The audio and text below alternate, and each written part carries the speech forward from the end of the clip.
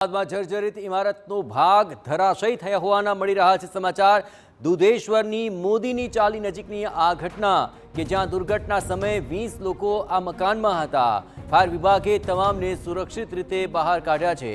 આ સુરક્ષિત રીતે બહાર કાઢવાની કામગીરી દરમિયાનની આ તસવીરો જુઓ, જ્યાં દુધેશ્વરની મોદીની ચાલી નજીક આ ઘટના ઘટી। રહીશો પણ જાણે ઘાત હોય તે રીતે દુર્ઘટના સમયે 20 લોકો આ મકાનની અંદર રહી રહ્યા હતા, પણ ફાયર વિભાગે તમામને સુરક્ષિત રીતે બહાર કાઢ્યા છે। આપણે જણાવીએ કે આ આખી ચાલીની અંદર જે લોકો છે તેના જીવ સામે જોખમ ઊભું થઈ ગયું હતું, પણ જર્જરિત ઇમારતનો ભાગ ધરાશયી થતાં અહીં આ તમામ લોકોને સુરક્ષિત રીતે ખસેડી લેવાની કામગીરી હાથ ધરવામાં આવી છે।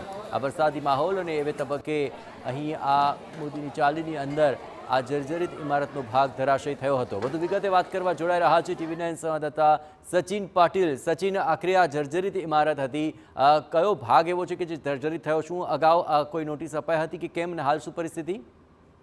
જયેશ, જે બિલ્ડિંગ્સ છે, હવે આપણે જ્યારે મોન્સૂન સિઝન આવતી હોય છે ત્યારે આ પ્રકારની જે જોખમી બિલ્ડિંગ છે એમને નોટિસ આપવામાં આવતી હોય છે, પરંતુ હવે આ તપાસનો વિષય છે કે અહીંયા ખરેખર નોટિસ આપવામાં આવી હતી કે નહોતી આપવામાં આવી, કે આ બિલ્ડિંગ ભયજનક છે કે નહીં એ બાબતની કોઈ સ્પષ્ટતા જે છે એ કરવામાં આવી હતી કે નહીં।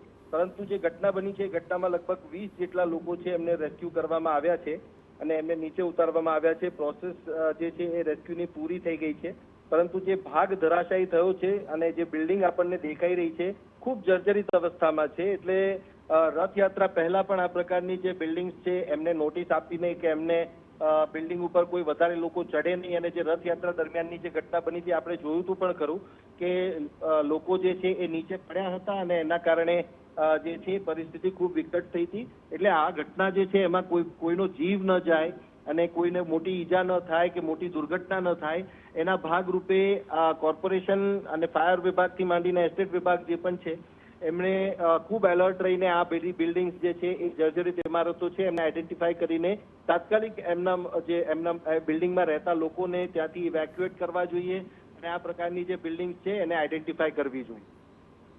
જી બિલકુલ સચિન, તમામ ગતિવિધિઓ પર આપ નજર રાખતા રહેજો। તો હવે આ ભયજનક ઇમારતની અંદર રહેવું ભયજનક તો છે જ, પણ સાથોસાથ હવે અહીં રહેલા લોકોને પણ સુરક્ષિત સ્થાન પર ખસેડાયા છે।